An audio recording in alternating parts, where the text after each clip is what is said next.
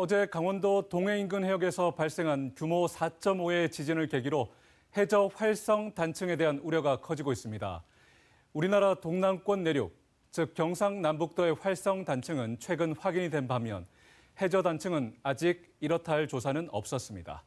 이들 활성 단층들이 동남권에 밀집한 원자력 발전소에 큰 위협이 될 수 있다는 지적이 나오고 있습니다.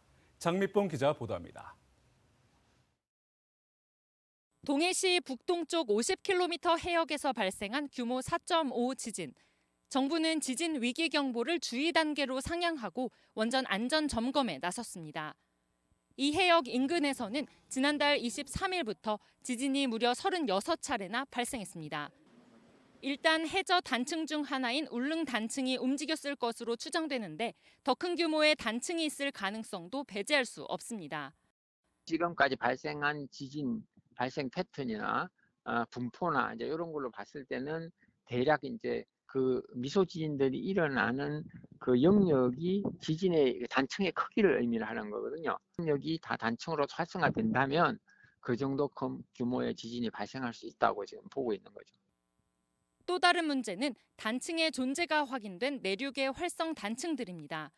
특히 원전이 몰려있는 동남권에 언제든 지진 가능성이 있는 활성 단층은 16곳으로 이 가운데 7곳은 원전에서 아주 가까이 있습니다. 더구나 경주시 외동읍 말방분절 등은 월성 원전과의 거리가 10여 킬로미터에 불과해 안전성 평가 등 후속 조치가 진행 중입니다. 지진이 났을 때 설계 가속도가 0.3G였는데 보니까 이번 단층으로 지진이 나면 0.4G가 될 것이다 하는 평가가 나오면 0.4G로 이제 보강을 해야죠. 보강이 안 된다. 그러면 폐쇄시켜야죠. 그 방법밖에 없죠. 이들 활성 단층은 규모 6.5 이상의 강진도 일으킬 수 있지만 과거 원전 건설 당시에는 확인되지 않아 설계에 반영되지 않았습니다. 환경단체는 원전이 몰려있는 동남권에서 활성 단층이 다수 확인된 데 이어 해저 지진마저 잇따르면서 원전 안전에 중대한 위협이 되고 있다고 우려했습니다. 특히 2011년 일본 후쿠시마 원전 사고를 일으킨 동일본 지진이 국내 단층대에 영향을 미쳤을 가능성이 높다면서 원전 안전을 보장할 수 없다고 주장했습니다. 우리나라에서 특히 동남권은 지금 단층이 굉장히 많이 발견되고 있고 이런 지역에 핵발전소가 너무 많이 밀집되어 있는 상황입니다.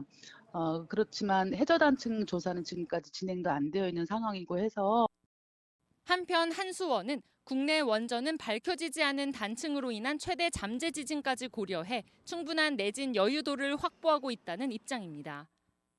동해 해역에서 지진이 잇따라 발생하고 그동안 알지 못했던 활성 단층이 새롭게 확인되면서 원전 안전성에 대해서도 재평가가 이루어져야 한다는 지적이 나옵니다. MBC 뉴스 장미쁨입니다.